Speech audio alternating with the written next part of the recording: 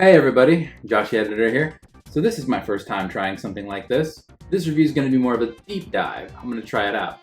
I figured with the sequel coming out today, it would be a good idea to come back and reanalyze this movie and get out all my pent-up aggression. I'm kidding. I'm going to reanalyze this movie, ask what did it do right, what did it do wrong, etc.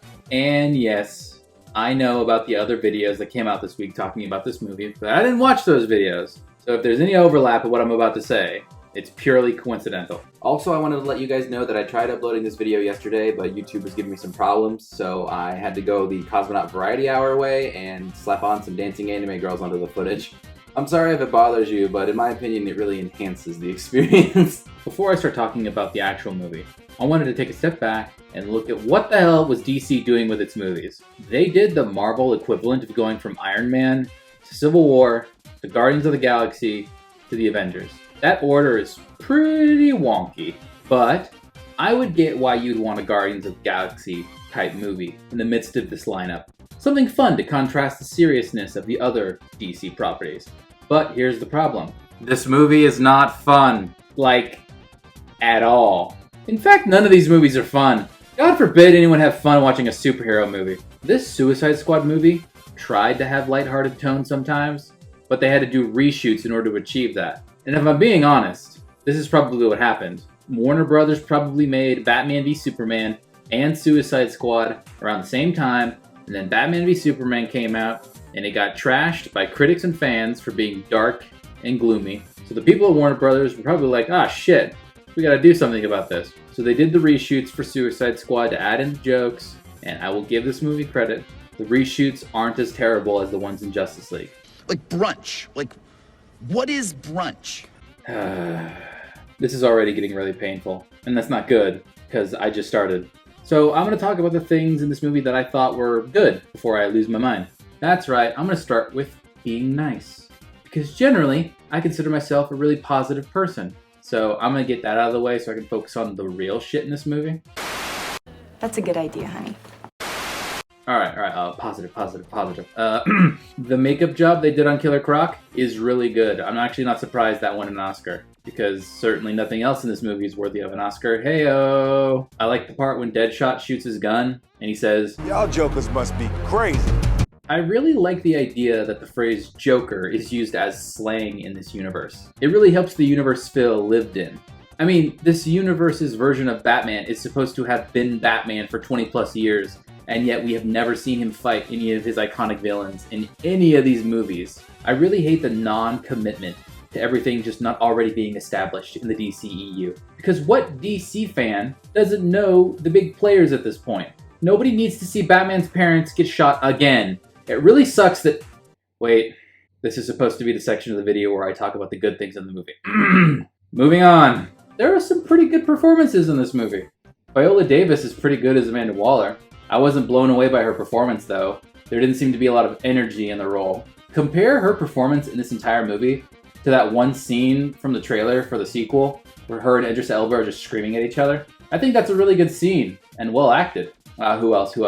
Will Smith is good. It's not his fault that his lines fall flat because a lot of them aren't funny. That is just a mean lady. You are evil! I think Jai Courtney is pretty good as Captain Boomerang. I'm kind of happy that he's coming back for the sequel. I hope he doesn't die. And of course, I can't talk about casting without bringing up Margot Robbie as Harley Quinn. If I had to pick one sole thing from this movie that worked, it's her. From the iconic costume that filled Party City that year, to the general energy and charisma she brings to the performance and the character. It just works. In fact, I think she has the best looking costume in the movie. But I'm gonna talk more about costumes later. Now, let's get to the dumb shit in this movie.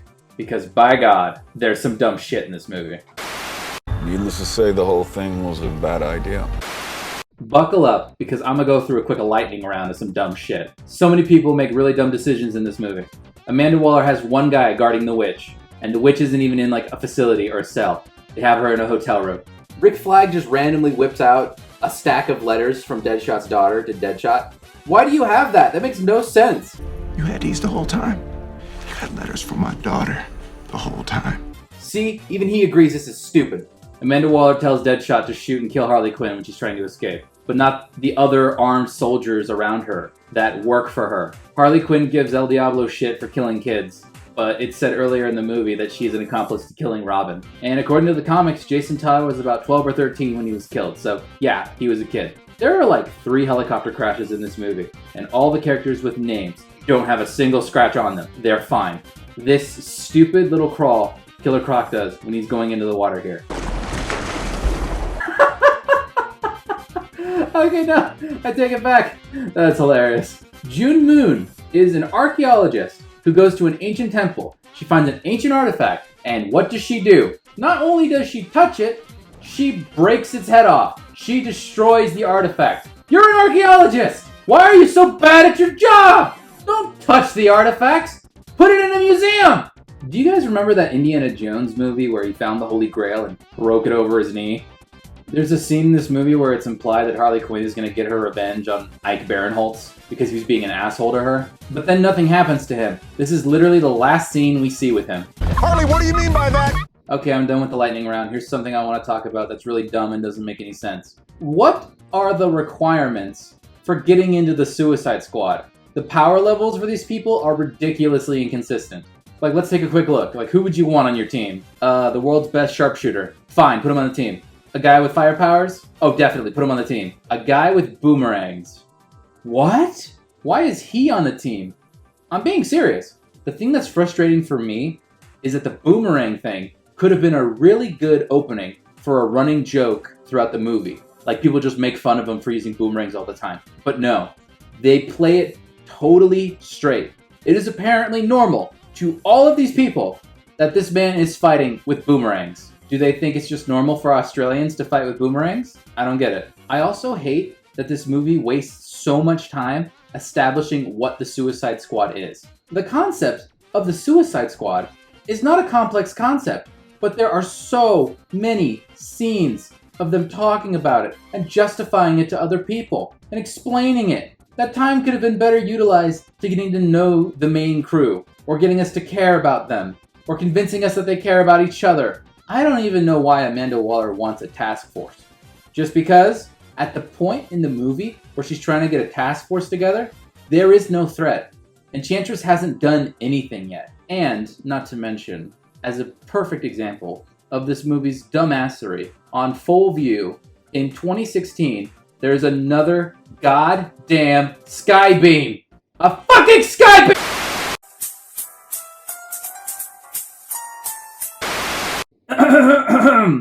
Okay, I'm back. We still got a lot of video left to go. Let's just move on. What, we some kind of Suicide Squad? Let me tell you this. The main reason the Suicide Squad exists is to do shady shit for the government. The government thinks, hey, we got these criminals and they're just sitting around in Arkham Asylum or Iron Heights and they have superpowers or top-notch skills. Why let that go to waste? But the government isn't stupid. They know they're dealing with criminals, so they put bombs in their necks to keep them in line. This movie begins following that idea. It even has this line from Amanda Waller. And if they get caught, we throw them under the bus. Now, that makes sense, because they're supervillains, and people would believe it if they were doing something shady. But I mean, wouldn't it make more sense just to blow up their heads if they get caught? I'm fine with the idea of them blaming it on them because they're supervillains. But you want these guys to save the world, don't you? You think they're gonna get caught saving the world, and you're gonna blame them for saving the world. And I know the Suicide Squad's real mission was to retrieve Amanda Waller from the building she was in, but that makes less sense. So you're telling me that Amanda Waller just wanted the squad to help her get out of the city, and that's it? What was your plan for saving the world? Did you not have one? Another aspect of the Suicide Squad that this movie does not get is that the squad are supposed to do missions that are ridiculously dangerous. Like, you do not expect these people to come back alive. Literal suicide missions. That's why the government is sending them in instead of American soldiers. So you don't have to risk American soldiers. But that idea is completely thrown out the window in this movie because they send in American soldiers with the Suicide Squad. And judging by the shot at the end of the movie, all of those soldiers died. So, great job. The thing that upsets me is that the missions that the Suicide Squad gets assigned in the comic books and other media are way lower stakes. The Suicide Squad was never meant to save the world. In the animated Suicide Squad movies, both of them, they get this aspect right. In Assault on Arkham, their mission is to break into Arkham Asylum and destroy something in the evidence room. And in Suicide Squad Hell to Pay, all they gotta do is steal a magic card. It really doesn't make any sense for them to be dealing with world-saving shit. It would make more sense if this simple mission evolved into world-saving shit, which is the direction I can see the sequel going, but they don't aim to save the world. And if the world is at stake, why not call up Batman? Why not call up the Flash? Why wasn't the government getting those people together? It really doesn't make any sense. Moving on to the next part. This is Katana. She's got my back. The characters in these movies barely have character introductions, and when they do, they're introduced in such fast succession to the one prior to them that it's just jarring. The idea that we as an audience are supposed to care about these characters is ridiculous, and the idea that these characters care about each other is ridiculous. I lost one family. I ain't gonna lose another one. Why is he talking like this is a Fast and Furious movie? When Amanda Waller tells Deadshot to kill Harley Quinn, he has no reason not to, but he doesn't anyway because the movie is pretending that they are friends. Rick Flag smashes the detonator to the bombs in their necks, and Captain Boomerang bails. That makes sense and fits with his character. But then for no reason, he comes back. Not even a line of dialogue to justify why he came back. It could have been something as simple as, "Oh, you're back?" And he says, "Oh, you know, boomerangs, they always come back around." I think the character with the best character progression out of all of them is El Diablo, but I am projecting a lot of it onto him. Because the movie does not do a good job of fleshing him out. He accidentally killed his wife and kids with his fire powers, and then he vowed to never fight again, then starts using them again when he realizes he could use his powers to protect people, turning into the fire monster at the end when he sees the photo of some kids in the store, reminding him of his kids, and again, I am projecting so much of this onto him, because he actually starts fighting again, because Deadshot wouldn't stop touching him. And what the fuck even is this thing? This was never established in the movie, or even mentioned. This literally comes out of nowhere. Katana doesn't even get an introduction. She just shows up and then Rick Flag says the things about her. And then we get a quick flashback montage of stuff happening. For her, it really feels like they forgot about her character and just threw her in on the day of shooting. But it does give us the iconic line. Iconic for how bad it is, of course. This is Katana. She's got my back. I would advise not getting killed by her. Her sword traps the souls of its victims. Alright, I'm moving on to my next segment. Won't fit anymore? Too much junk in the trunk? The costumes in this movie are stinky. Like Deadshot's costume was passable, but once again, this movie fucks up. In the comic books, in the cartoons, and the video games, Deadshot's red eye is on the right side. This movie couldn't even get that right. They put it on the left side. It was so easy to get right, and they still managed to fuck it up! It's like this movie is trying to mess up as many variables as possible. With the exception of Harley's costume, the costuming in this movie is terrible. Nobody got the drip. Rick Flag is dressed up as basic military man. El Diablo's wearing some random Letterman jacket. Boomerang's costume sucks. Croc's costume sucks. Katana's costume sucks. Deadshot's eye is on the wrong fucking side! Deadshot barely even wears the mask. He puts it on for like 2 scenes and then takes it off. Which, I mean, I get, you hired Will Smith, why not show off his face more in the movie? But in my opinion, the mask is the most iconic part of the Deadshot costume and helps pull the whole thing together. So without it, it just makes for a worser looking costume. And what sucks most is that some of these costumes maybe would have looked better if I could see them. But the lighting in this movie is so bad. I can't see shit. Huge chunks of the visuals just make me want to wipe a layer of grime off my screen.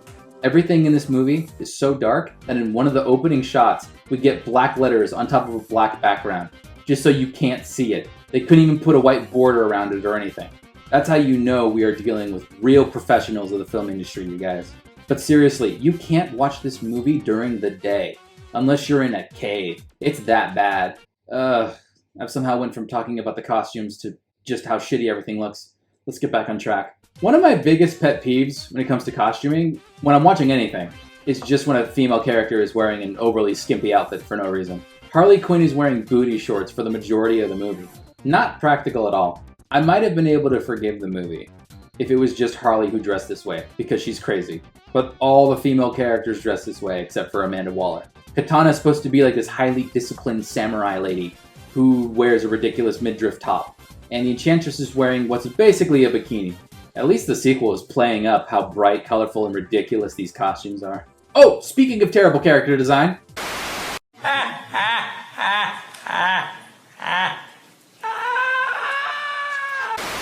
Ooh, that was a nice transition. Thank you, everybody. We got Jared Leto's Joker. His performance itself isn't terrible, but I hate the tattoos, I hate the laugh, I hate the fact that he shaved off his eyebrows for some reason. I don't know why he did that, because he's crazy, I guess. I hate the stuff that Jared Leto did to his co-stars while shooting this movie. I'm sure you all know about that. But something about this version of the Joker that I find interesting is that he actually seems to care about Harley. There are 3 times in this movie where he goes out of his way to try and save her. It's a little change from the usual Joker MO, but I'm okay with it. We've already seen so many versions of the Joker who doesn't really care about Harley. I kind of felt like this change was warranted. Something I think is odd though is that it shows the Joker consistently going to save Harley, implying that he cares about her, but at the beginning of the movie he drives the car that they're in into the water when he knows that she can't swim, and then ditches her when Batman shows up. That inconsistency is a little odd to me. And when it comes to that change about him caring about her, it's kind of a double-edged sword. While I like that it's different, I don't like that it perpetuates the idea that Joker and Harley are a good couple. I need to say this, they are not a good couple. They are not couple goals. Moving on to other Joker stuff, there's this weird scene where he snarls at Ike Barinholtz. I really want to know who thought that was okay to put in the movie. It's really dumb. And the cherry on top of why the Joker in this movie is so bad, it's that the Joker did not need to be in this movie. You could dissect him from the entire movie, and it does not change anything at all. In fact, it'd probably make a better movie. So I'm going to do what this movie should have done and pretend the Joker doesn't exist. Moving on. I don't even believe you have a plan. I have part of a plan. This movie tried so hard to be like Guardians of the Galaxy. It's really embarrassing. They did reshoots to add in the humor. They even tried to do what Guardians of the Galaxy did. Both movies have a scene right before the final battle where the characters just sit and talk. It's way better in Guardians, but I give the bar scene from Suicide Squad credit for trying. And if it isn't obvious enough, let's talk about the soundtracks. This movie even borrows Spirit in the Sky, and they used that for one of the trailers for Guardians. However, the key difference in the soundtracks is that the songs in Guardians were well implemented into the scenes and fit the overall tone of the movie. The songs in Suicide Squad sound like someone has the shuffle button on their iPhone. The songs show up out of nowhere and they disappear just as fast. I can't play the music obviously because YouTube, but trust me. This movie plays the song Without Me by Eminem when the characters are all suiting up. You know, the song that goes, guess who's back, back, back, back again. That one feels the most out of place for me, because I've used that song in a lot of my videos where the characters are actually back from something, as opposed to this where we just met them, so they don't feel like they're coming back from anything. And one last thing, if it wasn't obvious to everybody that this movie's trying to be Guardians of the Galaxy, they hired James Gunn to direct the sequel. I rest my case. Moving on. Dumb ways to die. So many dumb ways to die. This is a quick one, but it's so funny. They did everything in their power to try and trick us into thinking Slipknot was going to be part of this movie. He's in all the posters, they made sure to put him in all the trailers. Honestly, the promotion put more effort into his character than the movie did. Unlike the other characters who got like flashback montages explaining who they are, this is Slipknot's introduction. Here comes Slipknot, the man who can climb anything. Of course that guy's gonna die. Sorry, Slipknot fans. And what'd they say? He's the man who can climb anything? He has a grappling hook! I'm not intimidated by this guy if he has the same powers as Kim Possible and Mabel Pines. Let's talk about the ending. Let's go home. This movie ends with Joker breaking into Iron Heights and then having the dramatic reveal that it's him when he takes off his helmet. Except it's not really a dramatic reveal when the outfit he's wearing says Joker on it. I'm not making this up. Whatever, he saves Harley, he says let's go home, and the movie ends. Lame. You know what would have been a better ending?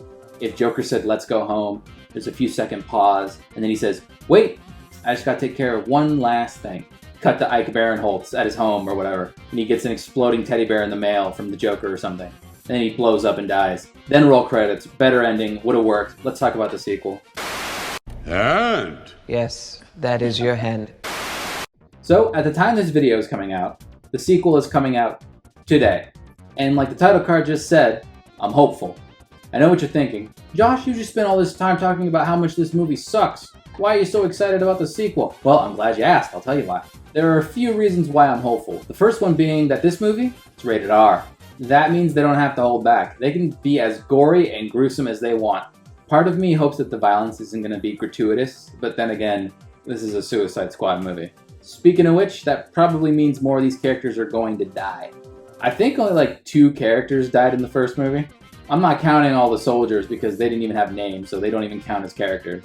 So there were barely any suicides in the Suicide Squad movie. That's just disappointing. It's false advertising is what it is. Another reason why I'm so hopeful for the sequel is that it has a big improvement, and that's the cast. I'm not talking about the actors, but I'm talking about the characters they're playing.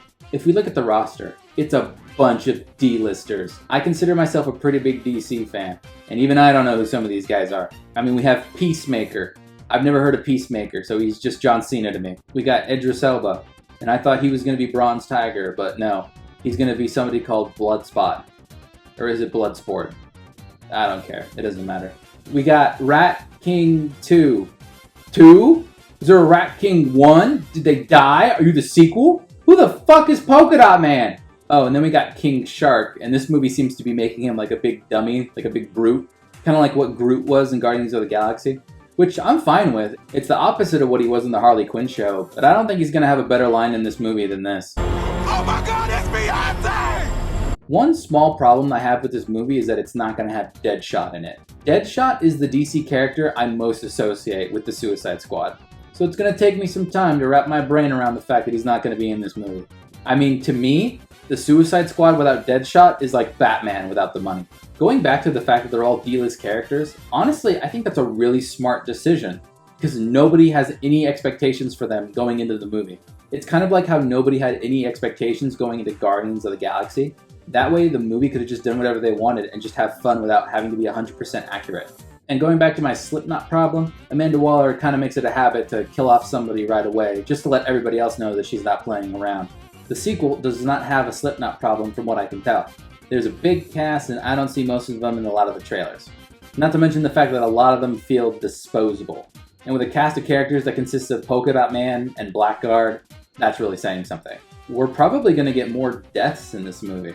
How funny would it be if the first 5 or 10 minutes of the movie was establishing this new team for a short self-contained mission at the beginning, and then they all died hilariously. And the sequence just ends with Amanda Waller going, ah shit, well, send in another Suicide Squad. That's probably why we've got such lesser known villains to work with. We're really scraping the bottom of the barrel for these guys. Alright, let's wrap it up. Yeah, let's go home. That sounds good. You guys want to go home? To wrap up what my thoughts are on Suicide Squad 2016, you know that joke from the pitch meeting videos where one of them points out a weird plot hole or a weird character decision and asks, why? And the other one says, so the movie can happen. Fair enough. That perfectly sums up this movie. If at any time you're wondering why the thing in front of you is happening, you just have to remind yourself, it's so the movie can happen. This movie is just a concoction of dumb character decisions, licensed music, flashbacks that don't tell us anything about the characters, terrible dialogue, and terrible line reads. I'm done. This movie gets the prestigious rating of crap. I'm done. Goodbye. See you in the sequel. Hey everybody, I hope this was enjoyable to some degree. I hope we can all go and enjoy the sequel to Suicide Squad. Let me know in the comments if this was somewhat of an enjoyable experience. I wanted to make content like this on my channel for a long time now, and with the sequel coming out, it just seemed like the perfect time to make this video. So I hope you enjoyed. Let me know if I should do this again, and what should I cover? If I end up doing a video on something good, I'll have to call it Why It's Not Trash. Thanks for watching everybody. I'll see you guys next time. Bye.